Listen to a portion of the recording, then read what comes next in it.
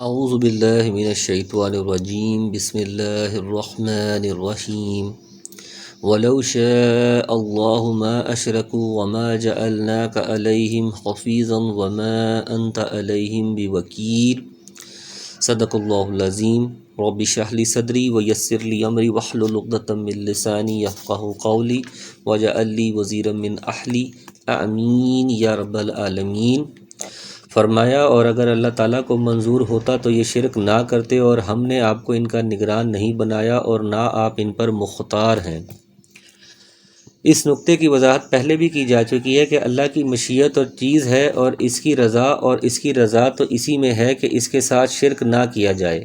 تاہم اس نے اس پر انسانوں کو مجبور نہیں کیا، کیونکہ جبر کی صورت میں انسان کی آزمائش نہ ہوتی، ورنہ اللہ تعالیٰ کے پاس تو ایسے اختیارات ہیں کہ وہ چاہے تو کوئی انسان شرک کرنے پر قادر ہی نہ ہو۔ یہ مضمون بھی قرآن مجید میں متعدد مقام پر بیان کیا جا چکا ہے۔ مقصد نبی صلی اللہ علیہ وسلم کی داعیانہ اور مبلغانہ حیثیت کی وضاحت ہے، جو منصب رسالت کا تقاضا ہے، اور آپ صرف اسی حد تک مکلف تھے۔ اس سے زیادہ آپ کے پاس اگر اختیارات ہوتے تو آپ اپنے محسن چچا ابو طالب کو ضرور مسلمان کر دیتے، جن کے قبول اسلام کی آپ شدید خواہش رکھتے تھے۔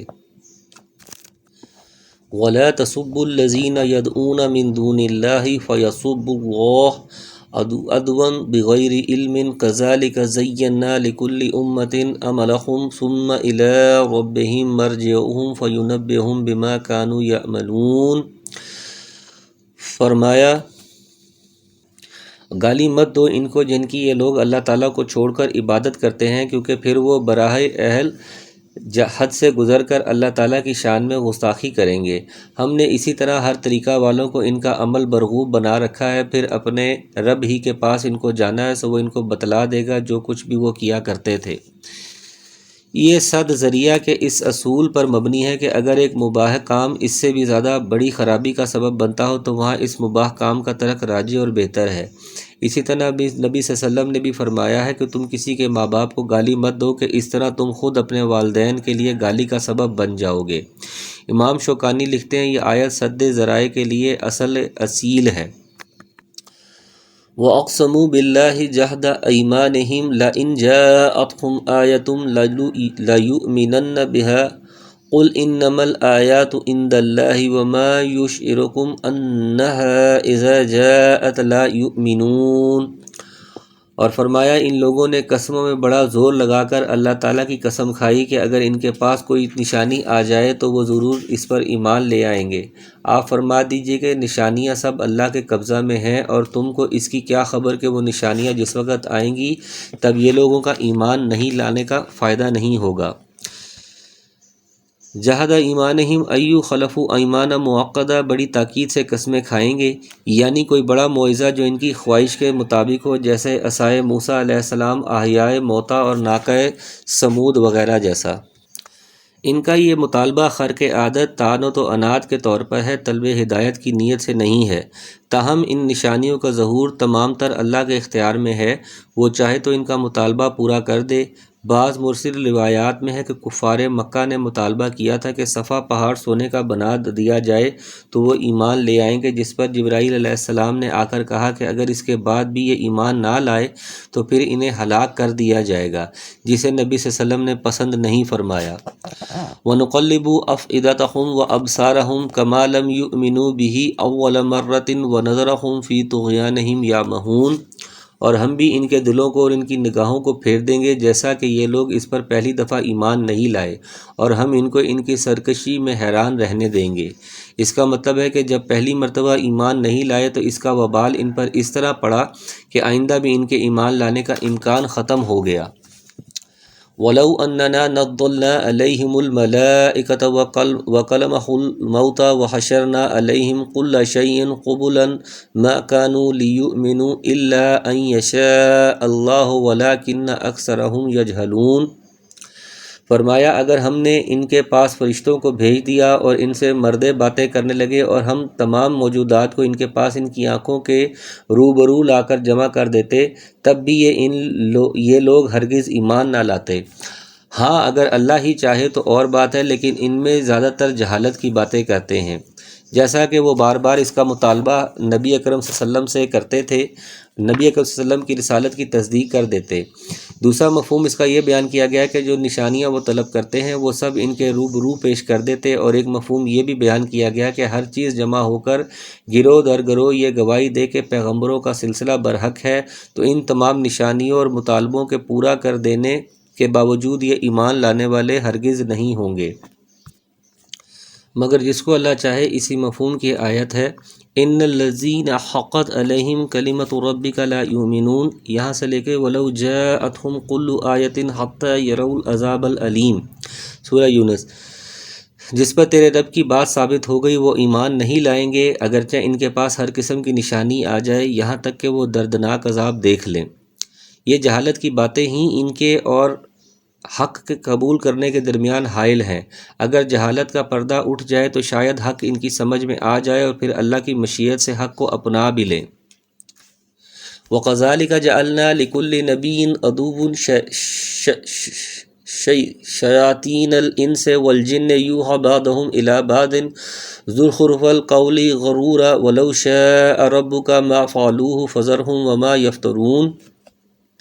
فرمایا اور اسی طرح ہم نے ہر نبی کے دشمن بہت سے شیطان پیدا کیے تھے، کچھ آدمی اور کچھ جن، جن میں سے بعضوں کو چکنی چپڑی باتوں کا وسوسہ ڈالتے رہتے تھے تاکہ ان کو دھوکہ میں ڈال دیں، اور اگر اللہ تعالیٰ چاہتا تو یہ ایسے کام نہ کر سکتے، سو ان لوگوں کو اور جو کچھ یہ افتراء پردازی کرتے ہیں اس کو اپنے آپ میں رہنے دیجیے۔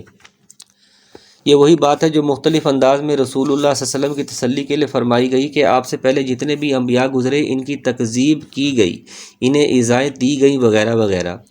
مقصد یہ ہے کہ جس طرح انہوں نے صبر و حوصلے سے کام لیا، آپ بھی ان دشمنان حق کے مقابلے میں صبر و استقامت کا مظاہرہ فرمائیے۔ اس سے یہ بھی معلوم ہوا کہ شیطان کے پیروکار جنوں میں سے بھی ہیں اور انسانوں میں سے بھی، اور یہ وہ ہیں جو دونوں گروہوں میں سے سرکشی، باغی اور متکبر قسم کے ہیں۔ وہی یا خفیہ بات کو کہتے ہیں، یعنی انسانوں اور جنوں کو گمراہ کرنے کے لیے ایک دوسروں کو چال بازیاں اور ہیلے سکھاتے ہیں تاکہ لوگوں کو دھوکے اور فریب میں مبتلا کر سکیں۔ یہ بات عام مشاہدے میں بھی آئی ہے کہ شیطانی کاموں میں لوگ ایک دوسرے کے ساتھ خوب بڑھ چڑھ کر تعاون کرتے ہیں، جس کی وجہ سے برائی بہت جلدی فروغ پا جاتی ہے۔ یعنی اللہ تعالیٰ تو ان شیطانی ہڈ کنڈوں کو ناکام بنانے پر قادر ہے، لیکن وہ بالجبر ایسا نہیں کرے گا، کیونکہ ایسا کرنا اس کے نظام اور اصول کے خلاف ہے جو اس نے اپنی مشیت کے تحت اختیار کیا ہے، جس کی حکمتیں وہ بہتر جانتا ہے۔ وَلِتَصْغَىٰ إِلَيْهِ أَفْئِدَةُ الَّذِينَ لَا يُؤْمِنُونَ بِالْآخِرَةِ وَلِيَرْضُوهُ وَلِيَقْتَرِفُوهُ مَا هُمْ مُقْتَرِفُونَ۔ فرمایا تاکہ اس طرح اس کی طرف ان لوگوں کے قلوب مائل ہو جائیں جو آخرت پر یقین نہیں رکھتے، اور تاکہ اس کو پسند کر لیں، اور تاکہ مرتکب ہو جائیں ان امور کے جن کے وہ مرتکب ہوتے تھے۔ شیطانی وساوس کا شکار وہی لوگ ہوتے ہیں اور وہی اسے پسند کرتے اور اس کے مطابق عمل کرتے ہیں جو آخرت پر ایمان نہیں رکھتے، اور یہ حقیقت ہے کہ جس حساب سے لوگوں کے اندر عقیدہ آخرت کے بارے میں ذوق پیدا ہو رہا ہے، اسی حساب سے لوگ شیطانی جال میں پھنس رہے ہیں۔ أَفَغَيْرَ اللَّهِ أَبْتَغِي حَكَمًا وَهُوَ الَّذِي أَنزَلَ إِلَيْكُمُ الْكِتَابَ مُفَصَّلًا وَالَّذِينَ آتَيْنَاهُمُ الْكِتَابَ يَعْلَمُونَ أَنَّهُ مُنَزَّلٌ مِّن رَّبِّكَ بِالْحَقِّ فَلَا تَكُونَنَّ مِنَ الْمُمْتَرِينَ۔ فرمایا تو کیا اللہ کے سوا کسی اور کے فیصلہ کرنے والوں کو تلاش کروں، حالانکہ وہ ایسا ہے کہ اس نے ایک کتاب کامل تمہارے پاس بھیج دی ہے، اس کے مضامین خوب صاف صاف بیان کیے گئے ہیں، اور جن لوگوں کو ہم نے کتاب دی ہے وہ اس بات کو یقین کے ساتھ جانتے ہیں کہ یہ آپ کے رب کی طرف سے حق کے ساتھ بھیجی گئی ہے، سو آپ شبہ کرنے والوں میں سے نہ ہوں۔ آپ کو خطاب کر کے دراصل امت کو تعلیم دی جا رہی ہے۔ وَتَمَّتْ كَلِمَةُ رَبِّكَ صِدْقًا وَعَدْلًا لَا مُبَدِّلَ لِكَلِمَاتِهِ وَهُوَ السَّمِيعُ الْعَلِيمُ۔ فرمایا آپ کے رب کا کلام سچائی اور انصاف کے اعتبار سے کامل ہے، اس کے کلام کا کوئی بدلنے والا نہیں، اور وہ خوب سننے والا، خوب جاننے والا ہے۔ اخبار و واقعات کے لحاظ سے سچا ہے اور احکام و مسائل کے اعتبار سے عادل ہے، یعنی اس کا ہر امر اور ہر نہی عدل و انصاف پر مبنی ہے، کیونکہ اس نے انہی باتوں کا حکم دیا ہے جن میں انسانوں کا فائدہ ہے، اور انہی چیزوں سے روکا ہے جن میں نقصان اور فساد ہے۔ گو انسان اپنی نادانی یا اغوائے شیطانی کی وجہ سے اس حقیقت کو نہ سمجھ سکیں، یعنی کوئی ایسا نہیں جو رب کے کسی حکم میں تبدیلی کر دے، کیونکہ اس سے بڑھ کر کوئی طاقتور نہیں۔ بندوں کے اقوال سننے والا اور ان کی ایک ایک حرکت و ادا کو جاننے والا ہے، اور اس کے مطابق ہر ایک کو جزا دے گا۔ وَإِن تُطِعْ أَكْثَرَ مَنْ فِي الْأَرْضِ يُضِلُّوكَ عَنْ سَبِيلِ اللَّهِ إِن يَتَّبِعُونَ إِلَّا الظَّنَّ وَإِنْ هُمْ إِلَّا يَخْرُصُونَ۔ فرمایا دنیا میں زیادہ لوگ ایسے ہیں کہ اگر آپ ان کا کہنا ماننے لگیں تو وہ آپ کو اللہ کی راہ سے بے اختیار کر دیں، وہ محض بے اصل خیالات پر چلتے ہیں اور بالکل قیاسی باتیں کرتے ہیں۔ قرآن کی اس بیان کردہ حقیقت کا بھی واقع کے طور پر ہر دور میں مشاہدہ کیا جا سکتا ہے۔ دوسرے مقام پر اللہ تعالیٰ نے فرمایا وَمَا أَكْثَرَ النَّاسُ وَلَوْ حَرَصْتَ بِمُؤْمِنِينَ، آپ کی خواہش کے باوجود اکثر لوگ ایمان لانے والے نہیں۔ اس سے معلوم ہوا کہ حق و صداقت کے راستے پر چلنے والے لوگ ہمیشہ تھوڑے ہی ہوتے ہیں، جس سے یہ بات بھی ثابت ہوئی کہ حق و باطل کا معیار دلائل و براہین ہے، لوگوں کی اکثریت و اقلیت نہیں۔ یعنی ایسا نہیں ہے کہ جس بات کو اکثریت نے اختیار کیا ہوا وہ حق ہو اور اقلیت میں رہنے والے باطل پر ہوں، بلکہ مذکورہ حقیقت قرآنی کی روح سے یہ زیادہ ممکن ہے کہ اہل حق تعداد کے لحاظ سے اقلیت میں ہوں اور اہل باطل اکثریت میں، جس کی تائید اس حدیث سے بھی ہوتی ہے جس میں نبی صلی اللہ علیہ وسلم نے فرمایا ہے کہ میری امت 73 فرقوں میں بٹ جائے گی، جن میں سے صرف ایک فرقہ جنتی ہوگا، باقی سب جہنمی۔ اور اس جنتی فرقے کی نشانی آپ صلی اللہ علیہ وسلم نے یہ بیان فرمائی کہ ما انا علیہ و اصحابی، میرے اور میرے صحابہ کے طریق پر چلنے والے ہوں گے۔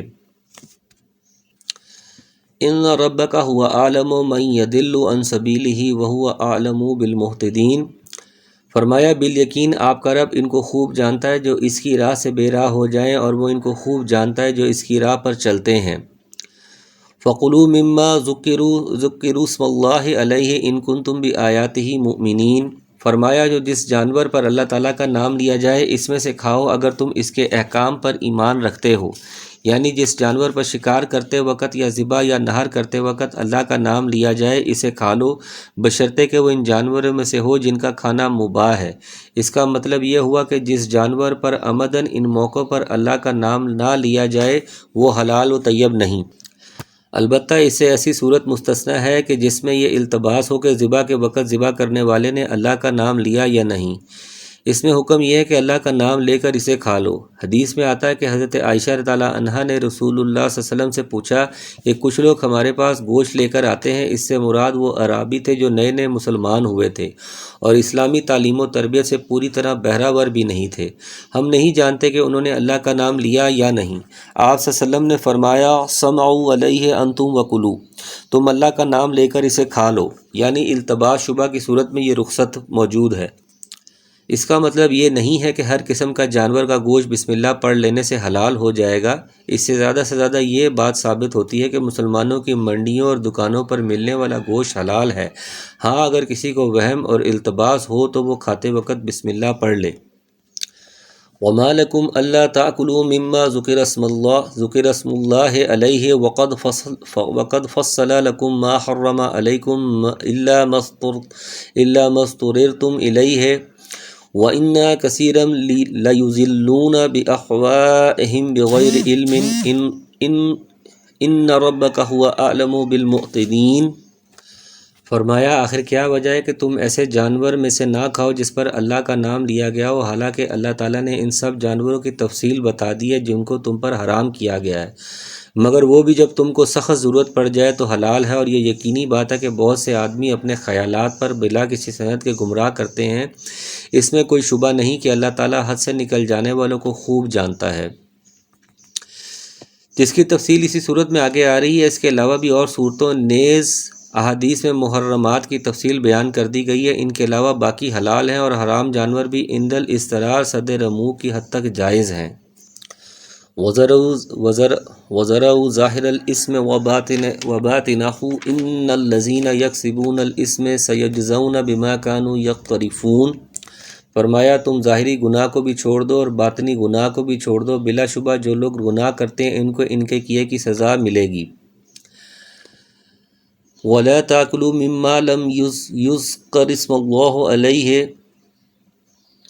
وَإِنَّهُ لَفِسْقٌ وَإِنَّ الشَّيَاطِينَ لَيُوحُونَ إِلَىٰ أَوْلِيَائِهِمْ لِيُجَادِلُوكُمْ وَإِنْ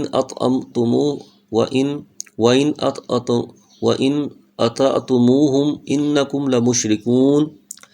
فرمایا اور ایسے جانوروں میں سے مت کھاؤ جن پر اللہ کا نام نہ لیا گیا ہو، اور یہ کام ناکافی ہے، اور یقیناً شیاطین اپنے دوستوں کے دل میں ڈالتے ہیں تاکہ یہ تم سے جدال کریں، اور اگر تم ان لوگوں کی اطاعت کرنے لگو تو یقیناً تم مشرک ہو جاؤ گے۔ یعنی عمدن اللہ کا نام جس جانور پر نہ لیا گیا ہو اس کا کھانا فسق اور ناجائز ہے۔ حضرت ابن عباس تعالیٰ عنہ نے اس کے یہی معنی بیان کیے ہیں۔ وہ کہتے ہیں کہ بھول جانے والے کو فاسق نہیں کہا جاتا، اور امام بخاری کا رجحان بھی یہی ہے اور یہی احناف کا مسلک ہے۔ تاہم امام شافعی کا مسلک یہ ہے کہ مسلمانوں کا ذبیحہ دونوں صورتوں میں حلال ہے، چاہے وہ اللہ کا نام لیں یا عمدن چھوڑ دیں۔ وَإِنَّهُ لَفِسْقٌ کو غیر اللہ کے نام پر ذبح کیے گئے جانوروں سے متعلق قرار دیتے ہیں۔ شیطان نے اپنے ساتھیوں کے ذریعے سے بات پھیلائی ہے کہ یہ مسلمان اللہ کے ذبح کیے ہوئے جانور یعنی مردہ کو تو حرام اور اپنے ہاتھوں سے ذبح شدہ کو حلال قرار دیتے ہیں، اور دعویٰ یہ کرتے ہیں کہ ہم اللہ کو مانتے ہیں۔ اللہ تعالیٰ نے فرمایا کہ شیطان اور اس کے دوستوں کے وسوسوں کے پیچھے مت لگو۔ جو جانور مردہ ہے یعنی بغیر ذبح کیے مر گیا سوائے سمندری میتہ کے کہ وہ حلال ہے، اس پر چونکہ اللہ کا نام نہیں لیا گیا، اس لیے اس کا کھانا حلال نہیں ہے۔ أَوَمَنْ كَانَ مَيْتًا فَأَحْيَيْنَاهُ وَأَجَعَلْنَا لَهُ نُورًا يَمْشِي بِهِ فِي النَّاسِ كَمَنْ مَثَلَهُ فِي الظُّلُمَاتِ لَيْسَ بِخَارِجٍ مِنْهَا كَذَلِكَ زُيِّنَ لِلْكَافِرِينَ مَا كَانُوا يَعْمَلُونَ۔ فرمایا ایسا شخص جو پہلے مردہ تھا، پھر ہم نے اس کو زندہ کر دیا اور ہم نے اس کو ایک ایسا نور دے دیا کہ وہ اس کو لیے ہوئے آدمیوں میں چلتا پھرتا۔ کیا ایسے شخص اس شخص کی طرح ہو سکتا ہے جو تاریکیوں سے نکل ہی نہیں پاتا؟ اسی طرح کافروں کو ان کے اعمال خوشنما معلوم ہوتے ہیں۔ اس آیت میں اللہ تعالیٰ نے کافر کو میت مردہ اور مومن کو حی یعنی زندہ قرار دیا ہے، اس لیے کہ کافر کفر و ضلالت کی تاریکیوں میں بھٹکتا پھرتا اور اس سے نکل ہی نہیں پاتا، جس کا نتیجہ ہلاکت و بربادی ہے، اور مومن کے دل کو اللہ تعالیٰ ایمان کے ذریعے سے زندہ فرما دیتا ہے، جس سے زندگی کی راہیں اس کے لیے روشن ہو جاتی ہیں اور وہ ایمان و ہدایت کے راستے پر گامزن ہو جاتا ہے، جس کا نتیجہ کامیابی و کامرانی ہے۔ یہ وہی مضمون ہے جو حسب ذیل آیات میں بیان کیا گیا ہے۔ اللہ ولی الذین آمنوا یخرجہم من الظلمات الی النور والذین کفروا اولیاءہم الطاغوت یخرجونہم من النور الی الظلمات، اور مثل الفریقین کالاعمی والاصم والبصیر والسمیع هل یستویان مثلا، اور وما یستوی الاعمی والبصیر ولا الظلمات ولا النور ولا الظلل ولا الحرور وما یستوی الاحیاء ولا الموت سورۃ الفاتر۔ وکذالک جعلنا فی کل قریۃ اکابر مجرمیہا لیمکروا فیہا وما یمکرون الا بانفسہم وما یشعرون، اور اسی طرح ہم نے ہر بستی میں وہاں کے رئیسوں ہی کو جرائم کا مرتکب بنایا تاکہ وہ لوگ وہاں فریب کریں۔ اکابر اکبرون کی جمع ہے، مراد کافروں اور فاسقوں کے سرغنہ اور کھڑپینچ ہیں، کیونکہ یہی انبیاء اور داعیان حق کی مخالفت میں پیش ہوتے ہیں، اور عام لوگوں کو تو صرف ان کے پیچھے لگنے والے ہوتے ہیں، اس لیے ان کا بطور خاص ذکر کیا گیا ہے۔ علاوہ ازیں ایسے لوگ عام طور پر دنیاوی دولت اور خاندانی وجاہت کے اعتبار سے بھی نمایاں ہوتے ہیں، اس لیے مخالف حق میں بھی ممتاز ہوتے ہیں۔ یہی مضمون سورہ سبا کی آیت نمبر 31 تا 33 اور سورہ زخرف کی 23 نمبر، سورہ نو 22 وغیرہ میں بھی بیان کیا گیا ہے، یعنی ان کی اپنی شرارات کا وبال اور اسی طرح ان کے پیچھے لگنے والوں کا وبال انہی پر پڑے گا۔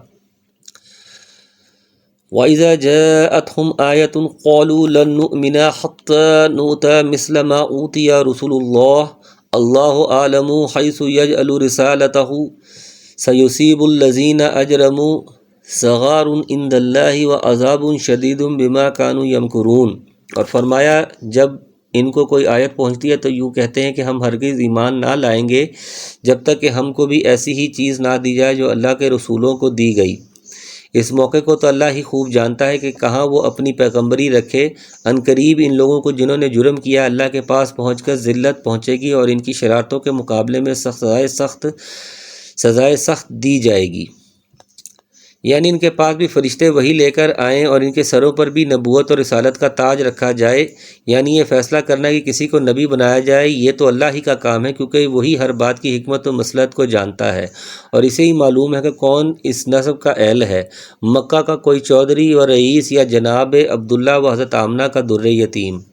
فمن يرد الله ان يهديه يشرح صدره للاسلام ومن يرد ان يضله يجعل صدره ضيقا حرجا كأنما يصعد في السماء كذلك يجعل الله الرجس على الذين لا يؤمنون۔ فرمایا سو جو شخص کو اللہ تعالیٰ راستے پر ڈالنا چاہے اس کے سینہ کو اسلام کے لیے کشادہ کر دیتا ہے، اور جس کو بے راہ رکھنا چاہے اس کے سینے کو بہت تنگ کر دیتا ہے جیسے کوئی آسمان میں چڑھتا ہے، اور اسی طرح اللہ تعالیٰ ایمان نہ لانے والوں پر ناپاکی مسلط کر دیتا ہے۔ یعنی جس طرح زور لگا کر آسمان پر چڑھنا ممکن نہیں ہے، اسی طرح جس شخص کے سینے کو اللہ تعالیٰ تنگ کر دے اس میں توحید اور ایمان کا داخلہ ممکن نہیں ہے، الا یہ کہ اللہ تعالیٰ ہی اس کا سینہ اس کے لیے کھول دے۔ یعنی جس طرح سینہ تنگ کر دیتا ہے اسی طرح رجس میں مبتلا کر دیتا ہے۔ رجس سے مراد پلیدی یا عذاب یا شیطان کا تسلط ہے۔ وَهَذَا صِرَاطُ رَبِّكَ مُسْتَقِيمًا قَدْ فَصَّلْنَا الْآيَاتِ لِقَوْمٍ يَذَّكَّرُونَ، یہی تیرے رب کا سیدھا راستہ ہے، ہم نے نصیحت کرنے والوں کے واسطے ان آیات کو صاف صاف بیان فرما دیا ہے۔ لہم دار السلام عند ربہم وہو ولیہم بما کانوا یعملون۔ فرمایا ان لوگوں کے واسطے ان کے رب کے پاس سلامتی کا گھر ہے اور اللہ تعالیٰ ان سے محبت رکھتا ہے ان کے اعمال کی وجہ سے۔ یعنی جس طرح دنیا میں اہل ایمان کفر و ضلالت کے کج راستوں سے بچ کر ایمان و ہدایت کی صراط مستقیم پر گامزن رہے، آخرت میں بھی ان کے لیے سلامتی کا گھر ہے اور اللہ تعالیٰ بھی ان کے نیک اعمال کی وجہ سے دوست اور کارساز ہے۔ وَيَوْمَ يَحْشُرُهُمْ جَمِيعًا يَا مَعْشَرَ الْجِنِّ قَدِ اسْتَكْثَرْتُم مِّنَ الْإِنسِ وَقَالَ أَوْلِيَاؤُهُم مِّنَ الْإِنسِ رَبَّنَا اسْتَمْتَعَ بَعْضُنَا بِبَعْضٍ وَبَلَّغْنَا أَجَلَنَا الَّذِي أَجَّلْتَ لَنَا قَالَ النَّارُ مَثْوَاكُمْ خَالِدِينَ فِيهَا إِلَّا مَا شَاءَ اللَّهُ إِنَّ رَبَّكَ حَكِيمٌ عَلِيمٌ۔ فرمایا جس روز اللہ تعالیٰ تمام خلائق کو جمع کرے گا، کہے گا اے جماعت جنات، تم نے انسانوں میں سے بہت سے اپنا لیے۔ جو انسان ان کے ساتھ تعلق رکھنے والے تھے وہ کہیں گے کہ اے ہمارے پروردگار، ہم میں نے ایک دوسرے سے خوب فائدہ حاصل کیا اور ہم اپنی اس معین میعاد تک آ پہنچے تو جو تو نے ہمارے لیے معین فرمائی۔ اللہ فرمائے گا کہ تم سب کا ٹھکانہ دوزخ ہے جس میں ہمیشہ ہمیش رہو گے۔ ہاں اگر اللہ ہی کو منظور ہو تو دوسری بات ہے، بے شک آپ کا رب بڑی حکمت والا ہے۔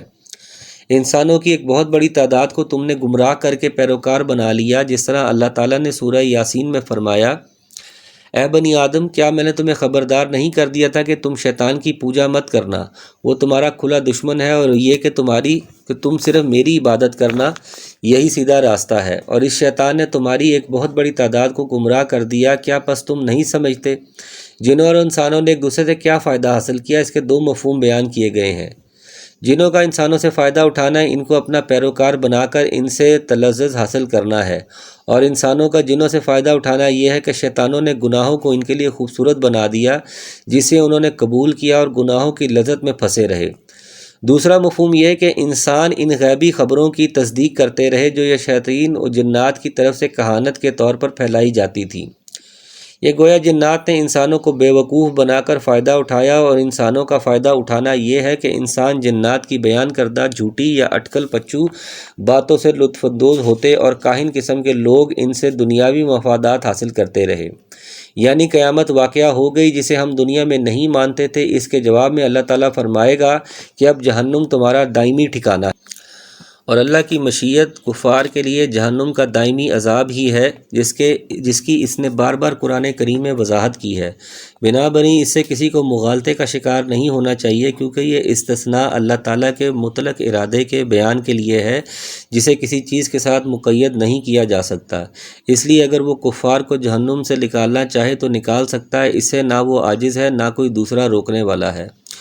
وَقَذَلِكَ نُوَلِّي بَعْضَ الظَّالِمِينَ بَعْضًا بِمَا كَانُوا يَكْسِبُونَ اور اسی طرح ہم بعض کفار کو بعض کے قریب رکھیں گے ان کے اعمال کے سبب، یعنی جہنم میں، جیسا کہ ترجمہ سے واضح ہے۔ دوسرا مفہوم یہ ہے کہ جس طرح ہم نے انسانوں اور جنوں کو ایک دوسرے کا ساتھی اور مددگار بنایا، جیسا کہ گزشتہ آیت میں گزرا ہے، اسی طرح ہم ظالموں کے ساتھ معاملہ کرتے ہیں۔ ایک ظالم کو دوسرے ظالم پر ہم مسلط کر دیتے ہیں۔ اس طرح ایک ظالم دوسرے ظالم کو ہلاک و تباہ کرتا ہے اور ایک ظالم کا انتقام دوسرے ظالم سے لے لیتے ہیں۔ یا معاشر الجن والانس الم یاتکم رسل منکم یقصون علیکم آیاتی وینذرونکم لقاء یومکم ھذا قالوا شہدنا علی انفسنا وغرتہم الحیاۃ الدنیا وشہدوا علی انفسہم انہم کانوا کافرون۔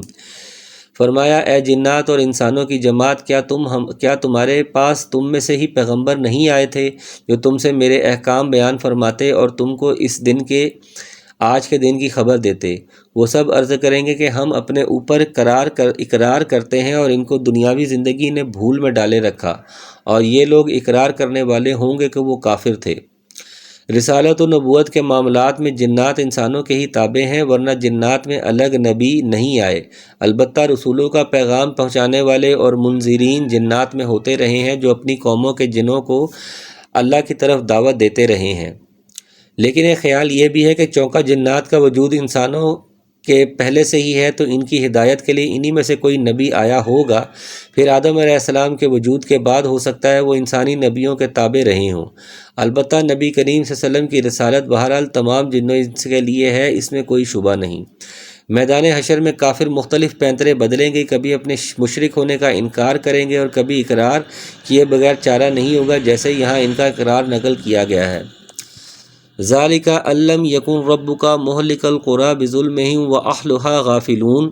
فرمایا یہ اس وجہ سے کہ آپ کا رب کسی بستی والوں کو کفر کے سبب ایسی حالت میں ہلاک نہیں کرتا کہ اس بستی کے رہنے والے بے خبر ہوں، یعنی رسولوں کے ذریعے سے جب تک اپنی حجت قائم کر نہیں دیتا ہلاک نہیں کرتا، جیسا کہ یہی بات سورہ فاطر آیت نمبر 24 اور سورہ نحل کی 26ویں آیت، سورہ بنی اسرائیل میں 15 اور سورہ ملک میں 8 اور 9 وغیرہ میں بیان کی گئی ہے۔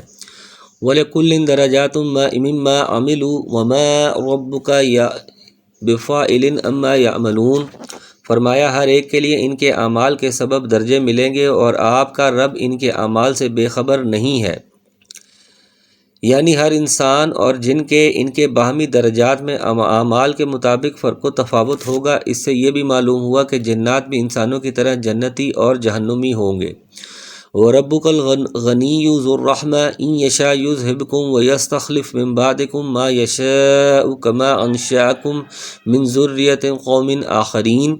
فرمایا آپ کا رب بالکل غنی ہے، رحمت والا ہے، اگر وہ چاہے تو تم سب کو اٹھا لے اور تمہارے بعد جس کو چاہے تمہاری جگہ آباد کر دے، جیسا کہ تم کو ایک دوسری قوم کی نسل سے پیدا کیا گیا۔ وہ غنی بے نیاز ہے، اپنی مخلوقات سے ان کا محتاج ہے، نہ ان کی عبادتوں کا ضرورت مند ہے۔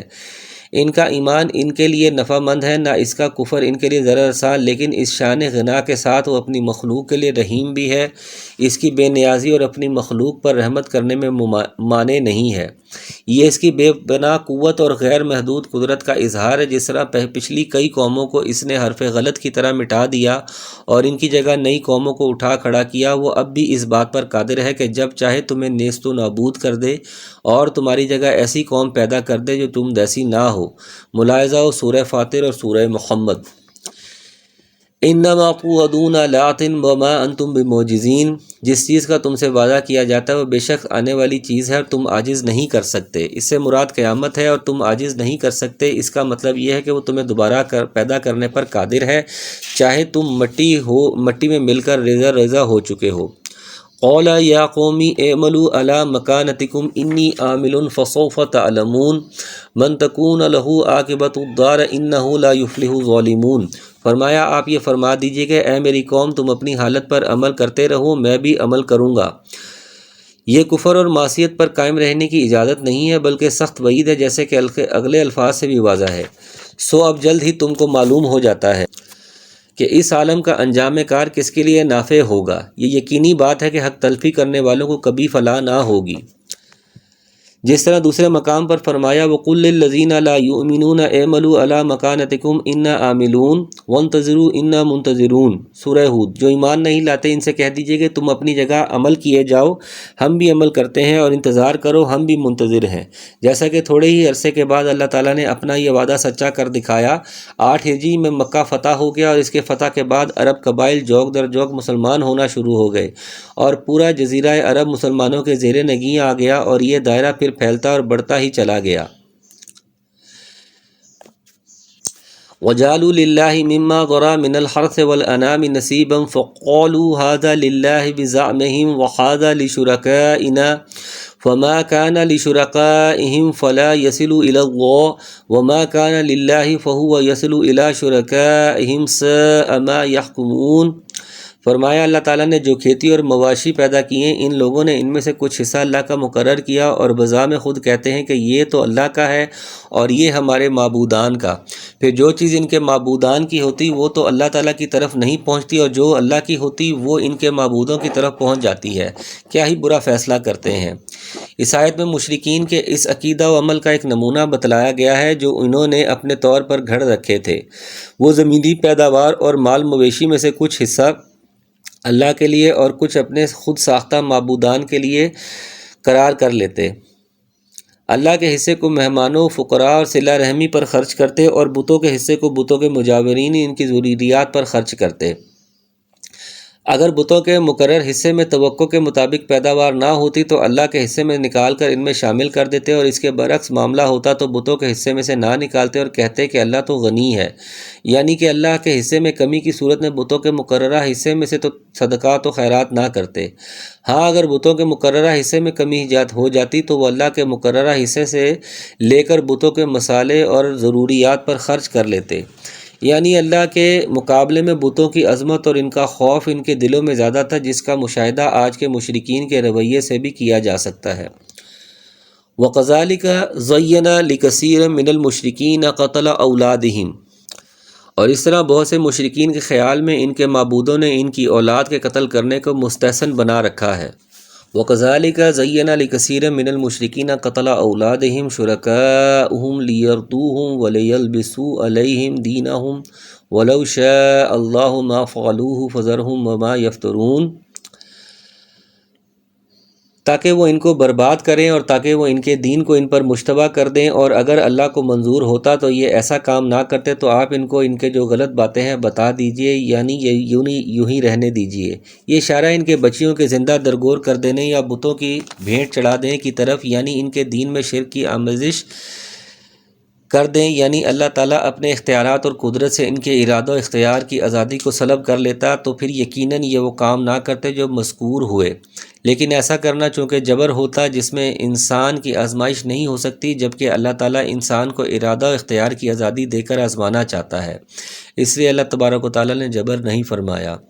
وَقَالُوا هَٰذِهِ أَنْعَامٌ وَحَرْثٌ حِجْرٌ لَا يَطْعَمُهَا إِلَّا مَن نَّشَاءُ بِزَعْمِهِمْ وَأَنْعَامٌ حُرِّمَتْ ظُهُورُهَا وَأَنْعَامٌ لَا يَذْكُرُونَ اسْمَ اللَّهِ عَلَيْهَا افْتِرَاءً عَلَيْهِ سَيَجْزِيهِمْ بِمَا كَانُوا يَفْتَرُونَ۔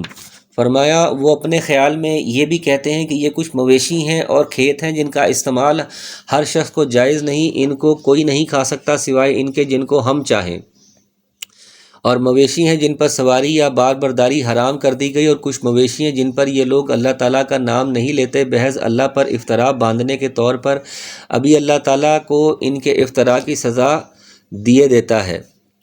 ان میں ان کی جاہلی شریعت اور اباطیل کی 3 صورتیں اور بیان کی گئی ہیں۔ ہجر بمانی منع اگرچہ مصدر ہے لیکن مفعول یعنی مہجور ممنوع کے معنی میں ہے۔ یہ پہلی صورت ہے کہ یہ جانور یا فلاں کھیت کی پیداوار ان کا استعمال ممنوع ہے، اسے صرف وہی کھائے گا جسے ہم اجازت دیں گے۔ یہ اجازت بتوں کے خادم اور مجاورین ہی کے لیے ہوتی ہے۔ یہ دوسری صورت ہے کہ وہ مختلف قسم کے جانوروں کو اپنے بتوں کے نام آزاد چھوڑ دیتے جن سے وہ بار برداری یا سواری کا کام نہ لیتے، جیسے بحیرہ، صائبہ وغیرہ کی تفصیل پہلے گزر چکی ہے۔ تیسری صورت ہے کہ وہ ذبح کرتے وقت صرف اپنے بتوں کا نام لیتے، اللہ کا نام نہ لیتے۔ بعض نے اس کا مفہوم یہ بیان کیا کہ ان جانوروں پر بیٹھ کر وہ حج کے لیے نہ جاتے۔ بہرحال یہ ساری صورتیں گھڑی ہوئی تو ان کی اپنی تھیں، لیکن وہ اللہ پر افطرا باندھتے، یعنی یہ باور کراتے کہ اللہ کے حکم سے ہی ہم سب کچھ کر رہے ہیں۔ وقالوا ما في بطون هذه الانام خالصة لذكورنا ومحرم على ازواجنا وان يكن ميتة فهو فيه شركاء فسيجزيهم وصفحهم انه حكيم عليم۔ اور وہ کہتے ہیں کہ جو چیز ان مویشی کے پیٹ میں ہے وہ خالص ہمارے مردوں کے لیے اور ہماری عورتوں پر حرام ہے، اور اگر وہ مردہ ہے تو اس میں سب برابر ہیں۔ ابھی اللہ ان کو ان کی غلط بیانی کی سزا دیے دیتا ہے، بلا شبہ وہ حکمت والا ہے اور بڑا علم والا ہے۔ یہ ایک اور شکل ہے کہ وہ جانور وہ اپنے بتوں کے نام وقف کرتے، ان میں سے بعض کے بارے میں کہتے کہ ان کا دودھ اور ان کے پیٹ سے پیدا ہونے والا بچہ زندہ بچہ صرف ہمارے مردوں کے لیے حلال ہے، عورتوں کے لیے حرام ہے۔ ہاں اگر بچہ مردہ پیدا ہوتا تو پھر اس کے کھانے میں وہ مرد و عورت برابر تھے۔ اللہ تعالیٰ نے فرمایا کہ یہ جو غلط بیانی کرتے ہیں، اللہ پر افطرا باندھتے ہیں، ان پر عنقریب اللہ تعالیٰ انہیں سزا دے گا۔ وہ اپنے فیصلوں میں حکیم ہے اور اپنے بندوں کے بارے میں پوری طرح علم رکھنے والا ہے، اور اپنے علم و حکمت کے مطابق وہ جزا و سزا کا اہتمام فرمائے گا۔ قد خسر الذين قتلوا اولادهم صفحا بغير علم وحرموا ما رزقهم الله افتراء على الله قد ضلوا وما كانوا مهتدين۔ فرمایا واقعی بڑی خرابی میں پڑ گئے وہ لوگ جنہوں نے اپنی اولاد کو محض براہ حماقت بلا کسی سند کے قتل کر ڈالا، اور جو چیزیں ان کو اللہ نے کھانے پینے کو دی تھی ان کو حرام کر لیا محض اللہ پر افطرا باندھنے کے طور پر۔ بے شک یہ لوگ گمراہی میں پڑ گئے اور کبھی راہ راست پر چلنے والے نہیں ہوں گے۔ وَهُوَ الَّذِي أَنشَأَ جَنَّاتٍ مَّعْرُوشَاتٍ وَغَيْرَ مَعْرُوشَاتٍ وَالنَّخْلَ وَالزَّرْعَ مُخْتَلِفًا أُكُلُهُ وَالزَّيْتُونَ وَالرُّمَّانَ مُتَشَابِهًا وَغَيْرَ مُتَشَابِهٍ كُلُوا مِن ثَمَرِهِ إِذَا أَثْمَرَ وَآتُوا حَقَّهُ يَوْمَ حَصَادِهِ وَلَا تُسْرِفُوا إِنَّهُ لَا يُحِبُّ الْمُسْرِفِينَ۔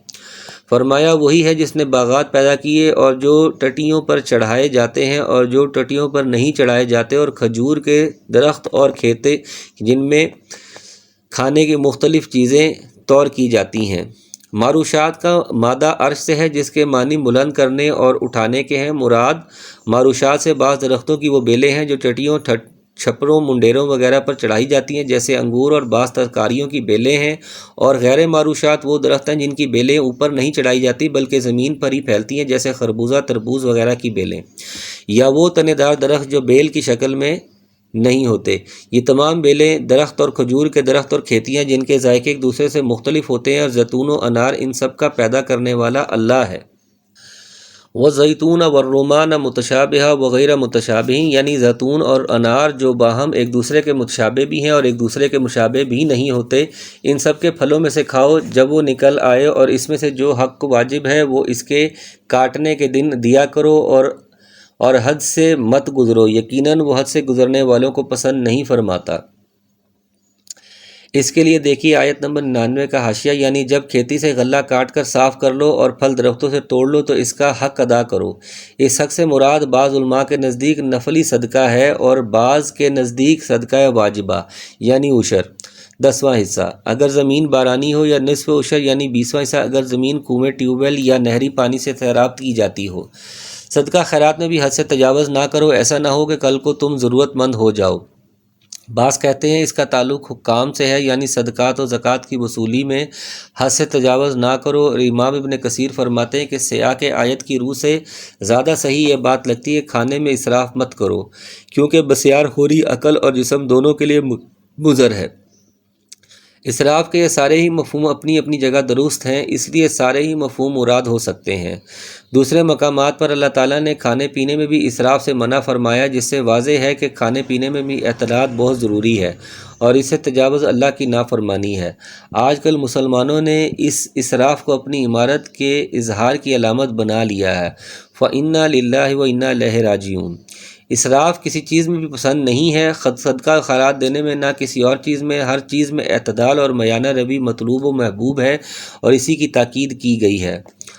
وَمِنَ الْأَنْعَامِ حَمُولَةً وَفُرُشًا كُلُوا مِمَّا رَزَقَكُمُ اللَّهُ وَلَا تَتَّبِعُوا خُطُوَاتِ الشَّيْطَانِ إِنَّهُ لَكُمْ عَدُوٌّ مُّبِينٌ۔ فرمایا اور مویشی میں اونچے قد کے اور چھوٹے قد کے پیدا کیے، جو کچھ اللہ نے تم کو دیا ہے کھاؤ، شیطان کے قدم بقدم مت چلو، بلا شبہ وہ تمہارا سری دشمن ہے۔ یعنی پھلوں، کھیتیوں اور چوپایوں سے ان سب کو اللہ تعالیٰ نے پیدا کیا اور ان کو تمہارے لیے خوراک بنایا ہے۔ حمولہ، بوجھ اٹھانے والے سے مراد اونٹ، بیل، گدھا، خچر وغیرہ جو بار برداری کے کام میں آتے ہیں، اور فرشن سے مراد زمین سے لگے ہوئے جانور جیسے بکری وغیرہ جس کا تم دودھ پیتے ہو۔ پھلوں، کھیتوں، چوپایوں سے، جس طرح مشرکین اس کے پیچھے لگ گئے اور حلال جانوروں کو بھی اپنے اوپر حرام کر لیا، گویا اللہ کی حلال کردہ چیز کو حرام یا حلال کو حلال کر دینا یہ شیطان کی پیروی ہے۔ ثمانیہ ازواج من الذکر اثنین ومن المعز اثنین قل الذکرین حرم ام الانثیین اما اشتملت علیہ ارحام الانثیین نبئونی بعلم ان کنتم صادقین۔ فرمایا پیدا کیا 8 نر و مادہ، یعنی بھیڑ میں 2 قسم اور بکری میں 2 قسم۔ آپ کہیے کہ کیا اللہ نے ان دونوں نروں کو حرام کیا ہے یا دونوں مادہ کو، یا اس کو جس کو دونوں مادہ پیٹ میں لیے ہوئے ہوں؟ تم مجھ کو کس دلیل سے بتاؤ اگر سچے ہو۔ یعنی انشاء ثمانیتاً ازواج، اسی اللہ نے 8 زوج پیدا کیے ہیں۔ ازواجن زوج کی جمع ہے، ایک ہی جنس کے نر اور مادہ کو زوج جوڑا کہا جاتا ہے، اور ان دونوں کے ایک ایک فرد کو بھی زوج کہہ لیا جاتا ہے کیونکہ ہر ایک دوسرے کے لیے زوج ہوتا ہے۔ قرآن کے اس مقام پر بھی ازواج افراد ہی کے معنی میں استعمال ہوئے، یعنی 8 افراد اللہ نے پیدا کیے جو باہم ایک دوسرے کا جوڑا ہے، یہ نہیں کہ زوج معنی جوڑا پیدا کیے، کیونکہ اس طرح تعداد 8 کے بجائے 16 ہو جائے گی جو آیت کے اگلے حصے کے مطابق نہیں۔ یہ ثمانیہ سے بدل ہے اور مراد 2 قسم کے نر اور مادہ ہیں، یعنی بھیڑ سے نر اور مادہ، اور بکری سے مراد اور نر اور مادہ پیدا کیے، بھیڑ میں ہی دمبا چھترا بھی شامل ہے۔ مشرکین جو بعض جانوروں کو اپنے طور پر ہی حرام کر لیتے، اس کے حوالے سے اللہ تعالیٰ پوچھ رہا ہے کہ اللہ تعالیٰ نے ان کے نروں کو حرام کیا یا ماداؤں کو، یا اس کے بچوں کو جو دونوں ماداؤں کے پیٹ میں ہے؟ مطلب یہ کہ اللہ تعالیٰ نے تو کسی کو بھی حرام نہیں کیا۔ تمہارے پاس حرام کر دینے کی کوئی یقینی دلیل ہے تو پیش کرو کہ بحیرہ، صائبہ، وسیلہ اور حام وغیرہ اس دلیل کی بنیاد پر حرام ہے۔ وَمِنَ الْإِبِلِ اثْنَيْنِ وَمِنَ الْبَقَرِ اثْنَيْنِ قُلْ آلذَّكَرَيْنِ حَرَّمَ أَمِ الْأُنثَيَيْنِ أَمَّا اشْتَمَلَتْ عَلَيْهِ أَرْحَامُ الْأُنثَيَيْنِ أَمْ كُنْتُمْ شُهَدَاءَ إِذْ وَصَّاكُمُ اللَّهُ بِهَذَا فَمَنْ أَظْلَمُ مِمَّنِ افْتَرَىٰ عَلَى اللَّهِ كَذِبًا لِيُضِلَّ النَّاسَ بِغَيْرِ عِلْمٍ إِنَّ اللَّهَ لَا يَهْدِي الْقَوْمَ الظَّالِمِينَ۔ اور فرمایا اونٹ میں 2 قسم اور گائے میں 2 قسم۔ آپ کہیے کہ کیا اللہ تعالیٰ نے ان دونوں نروں کو حرام کیا یا دونوں مادہ کو، یا اس کو جس کو دونوں مادہ پیٹ میں لیے ہوئے ہیں؟ کیا تم حاضر تھے جس وقت اللہ تعالیٰ نے تم کو اس کا حکم دیا؟ تو اس سے زیادہ کون ظالم ہوگا جو اللہ تعالیٰ پر بلا دلیل جھوٹ لگائے تاکہ لوگوں کو گمراہ کرے؟ یقیناً اللہ تعالیٰ ظالم لوگوں کو راستہ نہیں دکھلاتا۔ یہ بھی ثمانیہ سے بدل ہے، اور یہاں بھی 2 قسم کے نر، دونوں کے نر اور مادہ ہیں، اور یوں یہ 8 قسمیں پوری ہو گئیں۔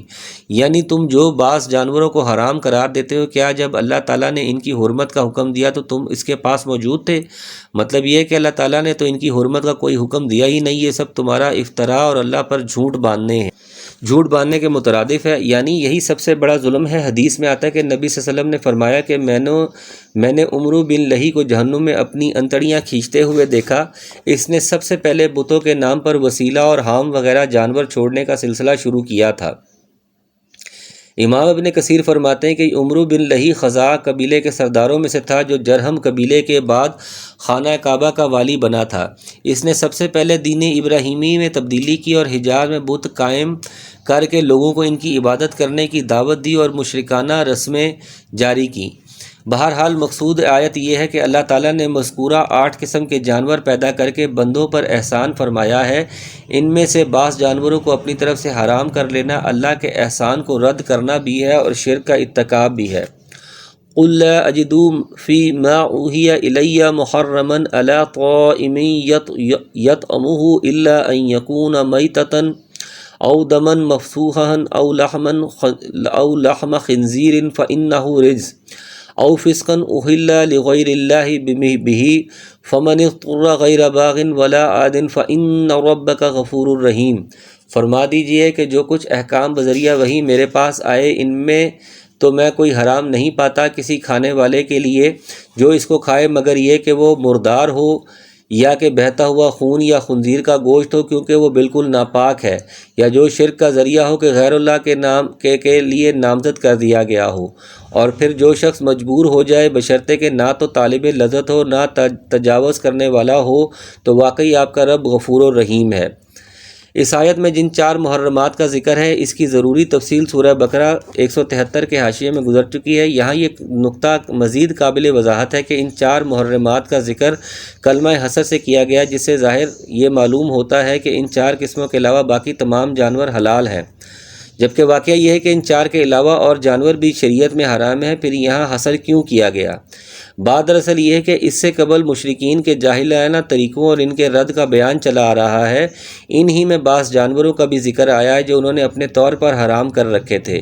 اس سیاق اور ضمن میں یہ کہا جا رہا ہے کہ مجھ پر جو وحی کی گئی ہے اس میں تو اس سے مقصود مشرکین کے حرام کردہ جانوروں کی حلت ہے، یعنی وہ حرام نہیں ہے، کیونکہ اللہ نے جن محرمات کا ذکر کیا ان میں تو وہ شامل ہی نہیں۔ اگر وہ حرام ہوتے تو اللہ تعالیٰ ان کا ذکر ضرور فرماتا۔ امام شوکانی نے اس کی توجیہ اس طرح کی ہے کہ اگر یہ آیت مکی نہ ہوتی تو پھر یقیناً محرمات کا اثر قابل تسلیم تھا، لیکن چونکہ اس کے بعد خود قرآن نے المائدہ میں بعض اور محرمات کا ذکر کیا ہے اور نبی صلی اللہ علیہ وسلم نے بھی کچھ محرمات بیان فرمائی ہیں، تو اب وہ بھی ان میں شامل ہوں گے۔ اس کے علاوہ نبی صلی اللہ علیہ وسلم نے پرندوں اور درندوں کے حلت و حرمت معلوم کرنے کے لیے 2 اصول بیان فرما دیے، جن کی وضاحت بھی مذکورہ محولہ حاشیہ میں موجود ہے۔ لحم خنزیرن پر اور او فسقن کا عطف لحم خنزیر پر ہے، اس لیے منصوب ہے، معنی ہے ایہا ذبح علی الاسنام، وہ جانور جو بتوں کے نام پر یا ان کے تھانوں پر ان کا تقرب حاصل کرنے کے لیے ذبح کیے جائیں، یعنی ایسے جانوروں پر گو عند الذبح اللہ کا نام لیا جائے تب بھی حرام ہوں گے، کیونکہ ان سے اللہ کا تقرب نہیں، غیر اللہ کا تقرب حاصل کرنا مقصود ہے۔ فسق رب کی اطاعت سے خروج کا نام ہے۔ رب نے حکم دیا ہے کہ اللہ تعالیٰ کے نام پر جانور ذبح کیا جائے اور صرف اسی کے لیے تقرب و نیاز کے لیے کیا جائے، اگر ایسا نہیں کیا جائے تو یہی فسق اور شرک ہے۔ وَعَلَى الَّذِينَ حَادُوا حَرَّمْنَا كُلَّ ذِي ظُفُرٍ وَمِنَ الْبَقَرِ وَالْغَنَمِ حَرَّمْنَا عَلَيْهِمْ شُحُومَهُمَا إِلَّا مَا حَمَلَتْ ظُهُورُهُمَا أَوِ الْحَوَايَا أَوْ مَا اخْتَلَطَ بِعَظْمٍ ذَلِكَ جَزَيْنَاهُمْ بِبَغْيِهِمْ وَإِنَّا لَصَادِقُونَ۔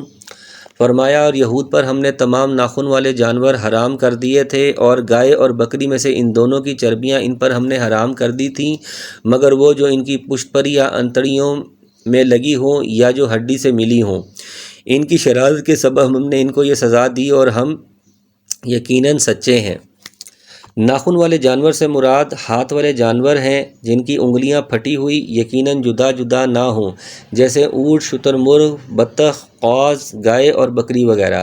ایسے سب چرند و پرند حرام تھے، گویا صرف وہ جانور اور پرندے ان کے لیے حلال تھے جن کے پنجے کھلے ہوں، یعنی جو چربی گائے یا بکری کی پشت پر ہو یا دمبے کی چکی پر ہو یا انتڑیوں یا اوج یا اوجڑی یا ہڈیوں کے ساتھ ملی ہو، چربی کی یہ مقدار حلال تھی۔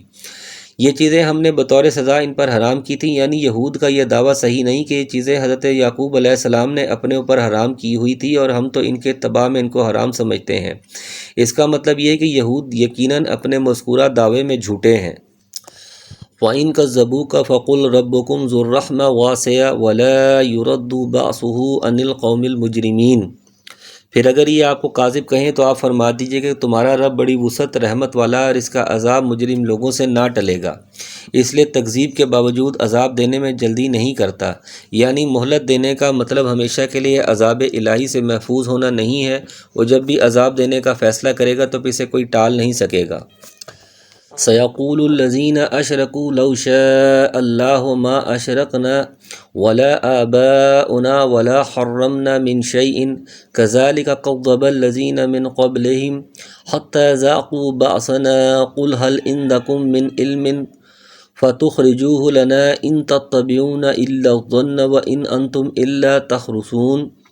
فرمایا یہ مشرکین یہی یوں کہیں گے کہ اگر اللہ تعالیٰ کو منظور ہوتا تو نہ ہم شرک کرتے اور نہ ہمارے باپ دادا اور نہ ہم کسی چیز کو حرام کہہ سکتے، اسی طرح جو لوگ ان سے پہلے ہو چکے ہیں انہوں نے بھی تکذیب کی تھی، یہاں تک کہ انہوں نے ہمارے عذاب کا مزہ چکھا۔ آپ فرما دیجئے کیا تمہارے پاس کوئی دلیل ہے تو تم اس کو ہمارے روبرو ظاہر کرو۔ تم لوگ محض خیالی باتوں پر چلتے ہو اور تم لوگ بالکل اٹکل سے باتیں بناتے ہو۔ یہ وہی مغالطہ ہے جو مشیت الہی اور رضا الہی کو ہم مانی سمجھ لینے کی وجہ سے لاحق ہوتا ہے، حالانکہ یہ ایک دوسرے سے مختلف ہیں، جس کی وضاحت پہلے کی جا چکی ہے۔ اللہ تعالیٰ نے اس مغالطے کا ازالہ اس طرح فرمایا کہ اگر یہ شرک اللہ کی رضا کا مظہر تھا تو پھر ان پر عذاب کیوں آیا؟ عذاب الہی اس بات کی دلیل ہے کہ مشیت اور چیز ہے اور رضا الہی اور چیز، یعنی اپنے دعوے پر تمہارے پاس دلیل ہے تو پیش کرو، لیکن ان کے پاس دلیل کہاں؟ وہاں تو صرف اوہام و ظنون ہی موجود ہیں۔ قل فللہ الحجۃ البالغہ فلو شاء لہداکم اجمعین، آپ فرمائیے کہ بس پوری حجت اللہ ہی کی رہی، پھر اگر وہ چاہتا تو تم سب کو راہ راست پر لے آتا۔ قل هلم شهداءكم الذين يشهدون أن الله حرم هذا فإن شهدوا فلا تشهد معهم ولا تتبع أهواء الذين كذبوا بآياتنا والذين لا يؤمنون بالآخرة وهم بربهم يعدلون۔ آپ فرما دیجیے گا کہ اپنے گواہوں کو لاؤ جو اس بات پر شہادت دیں کہ اللہ نے ان چیزوں کو حرام کر دیا ہے، پھر اگر وہ گواہی دے دیں تو آپ کی شہادت نہ دیجیے، اور ایسے لوگوں کے باطل خیالات کا اتباع مت کیجیے جو ہماری آیات کی تکذیب کرتے ہیں اور جو آخرت پر ایمان نہیں رکھتے، اور وہ اپنے رب کے برابر دوسروں کو ٹھہراتے ہیں، یعنی وہ جانور جن کو مشرکین حرام قرار دیے ہوئے ہیں کیونکہ ان کے پاس سوائے کذب و افتراء کے کچھ نہیں، یعنی اس کا عدیل برابر کا ٹھہرا شرک کرتے ہیں۔ قل تعالوا اتل ما حرم ربکم علیکم الا تشرکوا به شیئا وبالوالدین احسانا ولا تقتلوا اولادکم من املاق نحن نرزقکم وإیاہم ولا تقربوا الفواحش ما ظہر منها وما بطن ولا تقتلوا النفس التي حرم اللہ الا بالحق ذلکم وصاکم به لعلکم تعقلون۔ فرما دیجئے کہ آؤ میں تم کو وہ چیزیں پڑھ کر سناؤں جن کی مخالفت کو تمہارے رب نے تم پر حرام فرما دیا ہے، وہ یہ کہ اللہ کے ساتھ کسی چیز کو شریک مت کرنا، اور ماں باپ کے ساتھ احسان کرنا، اور اپنی اولاد کو افلاس کے سبب قتل مت کرنا۔ ہم تم کو اور ان کو رزق دیتے ہیں، اور بے حیائی کے جتنے طریقے ان کے پاس بھی مت جاؤ، خواہ وہ اعلانیہ ہوں خواہ پوشیدہ، اور جس کا خون کرنا اللہ تعالیٰ نے حرام کر دیا اس کو قتل مت کرو، ہاں مگر حق کے ساتھ۔ ان کا تو تم کو تاکیدی حکم دیا ہے تاکہ تم سمجھ سکو، یعنی حرام وہ نہیں ہے جن کو تم نے بلا دلیل ما انزل اللہ محض اپنے اوہام باطلہ اور ظنون فاسدہ کی بنیاد پر حرام قرار دے رکھا ہے، بلکہ حرام تو وہ چیزیں ہیں جن کو تمہارے رب نے حرام کیا ہے، کیونکہ تمہارے پیدا کرنے والا اور تمہارا پالن ہار وہی ہے، اور ہر چیز کا علم بھی اسی کے پاس ہے، اس لیے اسی کو یہ حق حاصل ہے کہ وہ جس چیز کو چاہے حلال اور جس چیز کو چاہے حرام کرے۔ چنانچہ میں تمہیں ان باتوں کی تفصیل بتلاتا ہوں جن کی تاکید تمہارے رب نے کی ہے۔ اللہ تشرکو سے پہلے اوصاکم محذوف ہے، یعنی اللہ تعالیٰ نے تمہیں اس بات کا حکم دیا ہے کہ اس کے ساتھ کسی چیز کو تم شریک مت ٹھہراؤ۔ شرک سب سے بڑا گناہ ہے جس کے لیے معافی نہیں، مشرک پر جنت حرام اور دوزخ واجب ہے۔ قرآن مجید میں یہ ساری چیزیں مختلف انداز سے بارہا بیان ہوئی ہیں، اور نبی کریم صلی اللہ علیہ وسلم نے بھی احادیث میں ان کو تفصیل اور وضاحت سے بیان فرما دیا ہے۔ اس کے باوجود یہ واقعہ ہے کہ لوگ شیطان کے بہکاوے میں آ کر شرک کا عام ارتکاب کرتے ہیں۔ اللہ تعالیٰ کی توحید و اطاعت کے بعد یہاں بھی اور قرآن کے دوسرے مقامات پر بھی والدین کے ساتھ حسن سلوک کا حکم دیا گیا ہے، جس سے یہ بات واضح ہوتی ہے کہ اطاعت رب کے بعد اطاعت والدین کی بڑی اہمیت ہے۔ اگر کسی نے اس ربوبیت صغریٰ والدین کی اطاعت اور ان سے حسن سلوک کے تقاضے پورے نہیں کیے تو وہ ربوبیت کبریٰ کے تقاضے بھی پورے کرنے میں ناکام رہے گا۔ زمانہ جاہلیت کا یہ فعل کبھی آج کل ضبط ولادت یا خاندانی منصوبہ بندی کے نام سے پوری دنیا میں زور و شور سے جاری ہے، اللہ تعالیٰ اس سے محفوظ رکھے۔ قصاص کے طور پر، یعنی کسی کو قتل کرنے کے معاملے میں نہ صرف جائز ہے بلکہ اگر مقتول کے وارث معاف نہ کریں تو یہ قتل نہایت ضروری۔ وَلَكُمْ فِي الْقِصَاصِ حَيَاتٌ، قصاص میں تمہاری زندگی ہے۔ ولا تقربوا مال الیتیم الا باللتی ہی احسن حتی یبلغ اشدہ واوفوا الکیل والمیزان بالقسط لا نکلف نفسا الا وسعها واذا قلتم فاعدلوا ولو کان ذا قربى وبعہد اللہ اوفوا ذلکم وصاکم بہ لعلکم تذکرون۔ فرمایا یتیم کے پال کے پاس نہ جاؤ مگر ایسے طریقے سے جو کہ مستحسن ہے، یہاں تک کہ وہ اپنے سن رشد کو پہنچ جائے، اور ناپ و تول پوری کرو انصاف کے ساتھ۔ ہم کسی شخص کو اس کی طاقت سے زیادہ تکلیف نہیں دیتے، اور جب تم بات کرو تو انصاف کرو، گو وہ شخص قرابت دار ہی، اور اللہ تعالیٰ سے جو عہد کیا اس کو پورا کرو، ان کا اللہ تعالیٰ نے تم کو تاکیدی حکم دیا ہے تاکہ تم یاد رکھو۔ جس یتیم کی کفالت تمہاری ذمہ داری قرار پائے تو اس کی ہر طرح خیر خواہی کرنا تمہارا فرض ہے۔ اسی خیر خواہی کا تقاضا ہے کہ اگر اس مال سے یعنی وراثت میں سے اس کو حصہ ملا ہے، چاہے وہ نقدی کی صورت میں یا زمین اور جائیداد کی صورت میں، تاہم ابھی وہ اس کی حفاظت کرنے کی اہلیت نہیں رکھتا، اس کے مال کی اس وقت تک پورے خلوص سے حفاظت کی جائے جب تک وہ بلوغت اور شعور کی عمر کو نہ پہنچ جائے۔ یہ نہ ہو کہ کفالت کے نام پر اس کی عمر شعور سے پہلے اس کی مال یا جائیداد کو ٹھکانے لگا دیا جائے۔ ناپ تول میں کمی کرنا، لیتے وقت تو پورا ناپ یا تول کر لینا، مگر دیتے وقت ایسا نہ کرنا بلکہ ڈنڈی مار کر دوسرے کو کم دینا، یہ نہایت پست اور اخلاق سے گری ہوئی بات ہے۔ قوم شعیب میں یہی اخلاقی بیماری تھی جو ان کی تباہی کے من جملہ اسباب میں سے تھی۔ یہاں اس بات کے بیان سے یہ مقصد ہے کہ جن باتوں کی تاکید کریں یہ ایسے نہیں ہے کہ جن پر عمل کرنا مشکل ہو، اگر ایسا ہوتا تو ہم ان کا حکم ہی نہ دیتے، اس لیے کہ طاقت سے بڑھ کر ہم کسی کو مکلف ہی نہیں ٹھہراتے۔ اس لیے اگر نجات اخروی اور دنیا میں بھی عزت و سرفرازی چاہتے ہو تو ان احکام الہی پر عمل کرو اور ان سے گریز مت کرو۔ وَأَنَّ هَذَا صِرَاطِي مُسْتَقِيمًا فَاتَّبِعُوهُ وَلَا تَتَّبِعُوا السُّبُلَ فَتَفَرَّقَ بِكُمْ عَنْ سَبِيلِهِ ذَلِكُمْ وَصَّاكُمْ بِهِ لَعَلَّكُمْ تَتَّقُونَ۔ فرمایا یہ کہ یہ میرا دین میرے راستہ ہے جو مستقیم ہے، سو اس پر چلو، اور دوسری راہوں پر مت چلو کہ وہ راہیں تم کو اللہ کی راہ سے جدا کر دیں گی۔ اس کا تم کو اللہ تعالیٰ نے تاکیدی حکم دیا ہے کہ تاکہ تم پرہیزگاری اختیار کرو۔ صراط مستقیم کو واحد کے صیغے سے بیان فرمایا کیونکہ اللہ کی یا قرآن کی یا رسول اللہ صلی اللہ علیہ وسلم کی راہ ایک ہی ہے، ایک سے زیادہ نہیں، اس لیے پیروی صرف اسی ایک راہ کی کرنی ہے اور کسی اور کی نہیں۔ یہی ملت مسلمہ کی وحدت و اجتماع کی بنیاد ہے، جس سے ہٹ کر یہ امت مختلف فرقوں اور گروہوں میں بٹ گئی ہے، حالانکہ اسے تاکید کی گئی ہے کہ دوسری راہوں پر مت چلو کہ وہ راہیں تم کو اللہ کی راہ سے جدا کر دیں گی۔ دوسرے مقامات پر اللہ تعالیٰ نے فرمایا ان اقیموا الدین ولا تتفرقوا فیہ، دین کو قائم کر رکھو اور اس میں پھوٹ نہ ڈالو، گویا اختلاف اور تفرقہ کی قطعاً اجازت نہیں ہے۔ اسی بات کو حدیث میں نبی صلی اللہ علیہ وسلم نے اس طرح واضح فرمایا کہ آپ نے اپنے ہاتھ سے ایک خط کھینچا اور فرمایا کہ یہ اللہ کا سیدھا راستہ ہے، اور چند خطوط اس کی دائیں اور بائیں جانب کھینچے اور فرمایا یہ راستے ہیں جن پر شیطان بیٹھا ہوا ہے اور وہ ان کی طرف لوگوں کو بلاتا ہے۔ پھر آپ صلی اللہ علیہ وسلم نے یہی آیت تلاوت فرمائی جو زیر وضاحت ہے۔ احمد شاکر نے اسے صحیح کہا ہے، دیکھیے مسند احمد بتعلیق کے احمد شاکر نمبر۔ بلکہ ابن ماجہ کی روایت میں صراحت ہے کہ دو خط داہنے اور بائیں کھینچے، یعنی کل 4 خطوط کھینچے اور انہیں شیطان کا راستہ بتلا دیا۔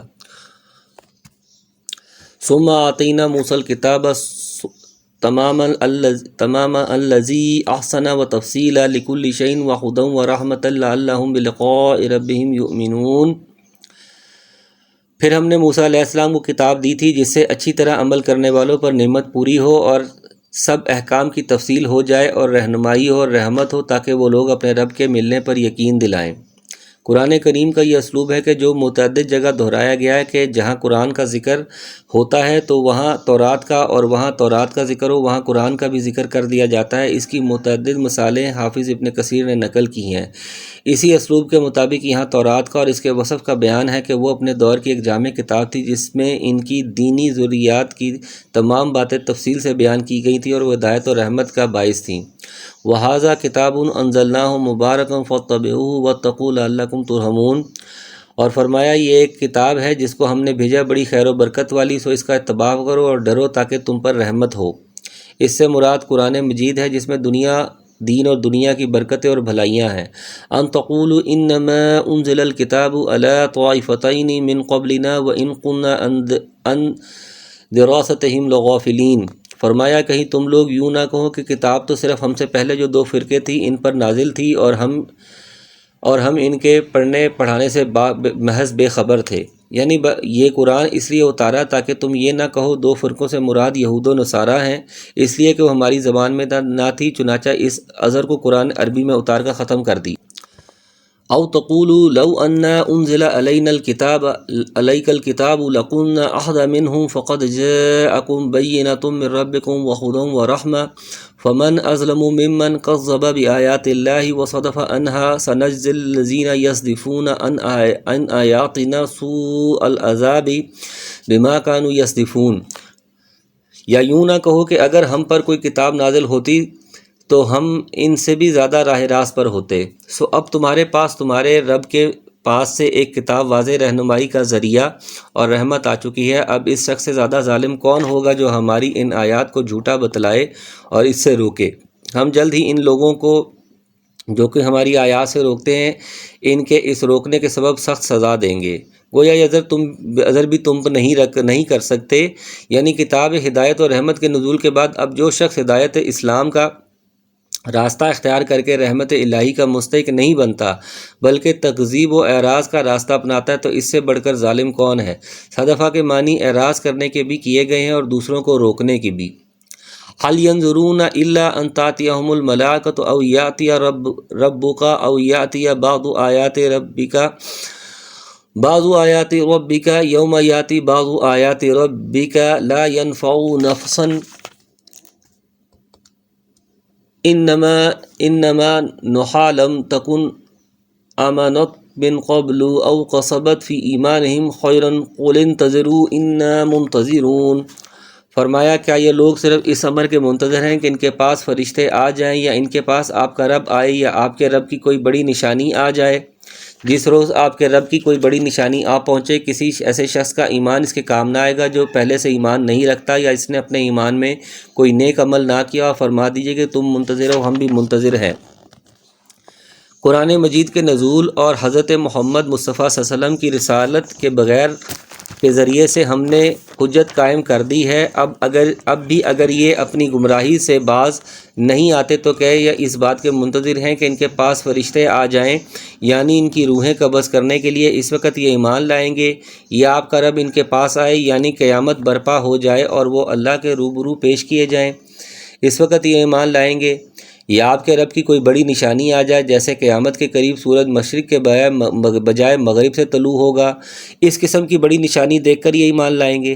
اگلے جملے میں وضاحت کی جا رہی ہے کہ اگر یہ اس انتظار میں ہیں تو بہت ہی نادانی کا مظاہرہ کر رہے ہیں، کیونکہ بڑی نشانی کے ظہور کے بعد کافر کا ایمان اور فاسق و فاجر کی شخص کی توبہ قبول نہیں ہوگی۔ صحیح حدیث ہے، نبی صلی اللہ علیہ وسلم نے فرمایا کہ قیامت قائم نہیں ہوگی یہاں تک کہ سورج مشرق کے بجائے مغرب سے طلوع ہو، پس جب ایسا ہوگا اور لوگ اسے مغرب سے طلوع ہوتے دیکھیں گے تو سب ایمان لے آئیں گے۔ پھر آپ صلی اللہ علیہ وسلم نے یہ آیت تلاوت فرمائی، لا ينفع نفسا ایمانہم لم تکن آمنت من قبل، یعنی اس وقت ایمان لانا کسی کو نفع نہیں دے گا جو اس سے قبل ایمان نہ لایا ہوگا۔ سورہ انعام۔ یعنی کافر کا ایمان فائدہ مند قبول نہیں ہوگا۔ اس کا مطلب ہے کوئی گنہگار گناہوں سے توبہ کرے گا تو اس وقت اس کی توبہ قبول نہیں ہوگی اور اس کے بعد عمل صالح غیر مقبول ہوگا، جیسا کہ احادیث بھی اس بات پر دلالت کرتی ہیں۔ ایمان نہ لانے والوں اور توبہ نہ کرنے والوں کے لیے تحدید و وعید ہے۔ قرآن کریم میں یہی مضمون سورہ محمد اور سورہ مومن میں بھی بیان فرمایا گیا۔ ان الذین فرقوا دینہم وقالوا شیعا لست منہم فی شیء انما امرہم الی اللہ ثم ینبئہم بما کانوا یفعلون۔ بے شک جن لوگوں نے اپنے دین کو جدا کر دیا اور گروہ گروہ بن گئے، آپ کا ان سے کوئی تعلق نہیں، پس ان کا معاملہ اللہ تعالیٰ کے حوالے ہے، پھر ان کو ان کا کیا ہوا جتلا دیا جائے گا۔ اس سے بعض لوگ یہود و نصارہ مراد لیتے ہیں جو مختلف گروہوں میں بٹے ہوئے تھے، بعض مشرکین مراد لیتے ہیں کہ کچھ مشرک ملائکہ کی، کچھ ستاروں کی اور کچھ مختلف بتوں کی عبادت کرتے تھے۔ لیکن یہ آیت عام ہے، کفار و مشرکین سمیت وہ سب لوگ اس میں داخل ہیں جو اللہ کے دین کو اور رسول اللہ صلی اللہ علیہ وسلم کے راستے کو چھوڑ کر دوسرے دین یا دوسرے طریق کو اختیار کر کے تفرق و تحرک کا راستہ اپناتے ہیں۔ شیعہ کے معنی فرقے اور گروہ، اور یہ بات ہر اس قوم پر صادق آتی ہے جو دین کے معاملے میں مجتمع تھی، لیکن پھر ان کے مختلف افراد نے اپنے کسی بڑے کی رائے کو ہی مستند اور حرف آخر قرار دے کر اپنا راستہ الگ چاہے وہ رائے حق و ثواب کے خلاف ہی کیوں نہ ہو۔ من جاء بالحسنۃ فلہ عشر امثالها ومن جاء بالسیئۃ فلا یجزی الا مثلها وهم لا یظلمون۔ فرمایا جو شخص نیک کام کرے گا اس کو اس کے 10 گنا ملیں گے، اور جو شخص برا کام کرے گا اس کو اس کے برابر ہی سزا ملے گی، اور ان لوگوں پر ظلم نہ ہوگا۔ یہ اللہ تعالیٰ کے اس فضل و احسان کا بیان ہے جو اہل ایمان کے ساتھ وہ کرے گا کہ ایک نیکی کا بدلہ 10 نیکیوں کے برابر عطا فرمائے گا۔ یہ کم از کم اجر ہے، ورنہ قرآن اور حدیث دونوں سے ثابت ہے کہ بعض نیکیوں کا اجر کئی سو گنا ہے، بلکہ ہزاروں گنا تک ملے گا۔ یعنی جن گناہوں کی سزا مقرر نہیں، اس کے ارتکاب کے بعد اس نے اس سے توبہ بھی نہیں کی، یا اس کی نیکیاں اور اس کی برائیوں پر غالب نہ آئیں، یا اللہ نے اپنے فضل خاص سے معاف نہیں فرما دیا، کیونکہ ان تمام صورتوں پہ مجاوزات کا قانون بروئے عمل نہیں آئے گا، تو پھر اللہ تعالیٰ ایسی برائی کی سزا دے گا اور اس کے برابر ہی دے گا۔ قل اننی ہدانی ربی الی صراط مستقیم دینا قیما ملۃ ابراہیم حنیفا وما کان من المشرکین۔ فرمایا آپ فرما دیجئے کہ مجھ کو میرے رب نے ایک سیدھا راستہ بتا دیا ہے کہ وہ ایک دین مستحکم ہے جو طریقہ ہے ابراہیم علیہ السلام کا، جو اللہ کی طرف یکسو تھے اور وہ شرک کرنے والوں میں سے نہ تھے۔ قل ان صلاتی و نسخی و محیای و مماتی للہ رب العالمین۔ فرما دیجئے کہ بالیقین میری نماز اور میری ساری عبادات اور میرا جینا اور میرا مرنا یہ سب خالص اللہ ہی کا ہے جو سارے جہان کا مالک ہے، لا شریک لہ وبذالک امرت وانا اول المسلمین۔ اس کا کوئی شریک نہیں اور مجھ کو اسی کا حکم ہوا اور میں سب ماننے والوں میں سے پہلا ہوں۔ توحید الوہیت کی یہ دعوت تمام انبیاء نے دی، جس طرح یہاں آخری پیغمبر کی زبان مبارک سے کہلوایا گیا کہ مجھے اسی کا حکم دیا گیا ہے اور میں سب ماننے والوں سے پہلا ہوں۔ دوسرے مقام پر اللہ تعالیٰ نے فرمایا ہم نے آپ سے پہلے جتنے بھی انبیاء بھیجے سب کو یہی وحی کی کہ میرے سوا کوئی معبود نہیں، بس تم میری ہی عبادت کرو۔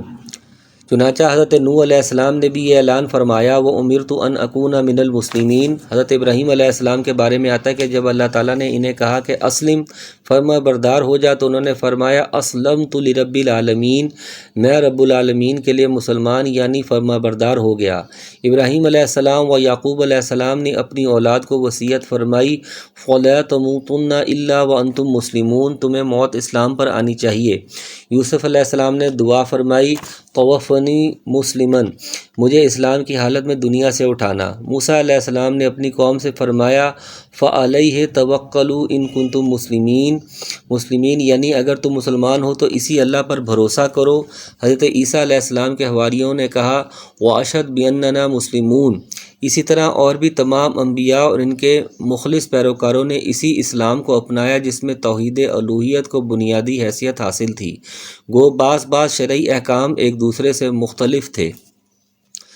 قل اغیر اللہ ابغی ربا وهو رب كل شيء ولا تكسب كل نفس الا عليها ولا تزر وازرة وزر اخرى ثم الى ربكم مرجعكم فينبئكم بما كنتم فيه تختلفون۔